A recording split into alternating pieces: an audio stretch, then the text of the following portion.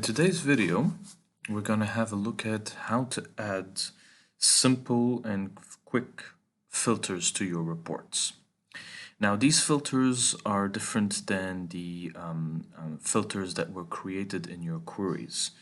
Now, the difference is when you set filters in your queries, you limit the data that will be brought into your documents, which means that that data is not, the data that is filtered out is not accessible unless you go back to your query and change and remove the filter.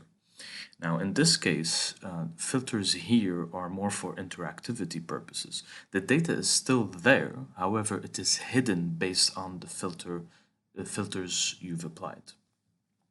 So how do you do that? It's pretty straightforward. Now, you have two ways. The first way applies the filter to the entire report, so the entire sheet, and you can just simply go into analysis and you can have a filter bar on the top of your report by clicking here. You click on the icon and it sorts out already all the available dimension objects for you to choose from as a filter. So in our case, we'll try with category. It starts off with the all values, and this is a single select.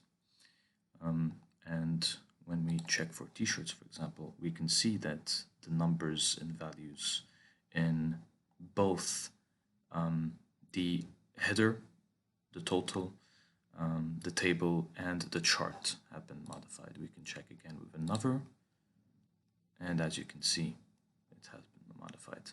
Now, this is one way. Another way to do it, another way to do it is specifically when you want, for example, one element alone in the entire report to be filtered without affecting the entire report.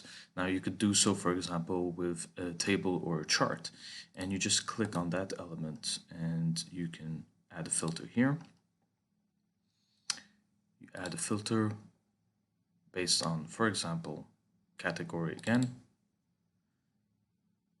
We'll choose samples, for example, and press on OK. And it applies the filter, but only to this element. Now, if you want to apply it to the entire report, let's remove it first. You can just click on anywhere in the report that is empty, right-click, and filter. And this would add the filter and apply to the entire report.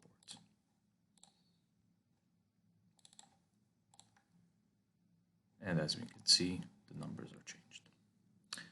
So this was how to apply filters to your reports. Thank you, and see you again.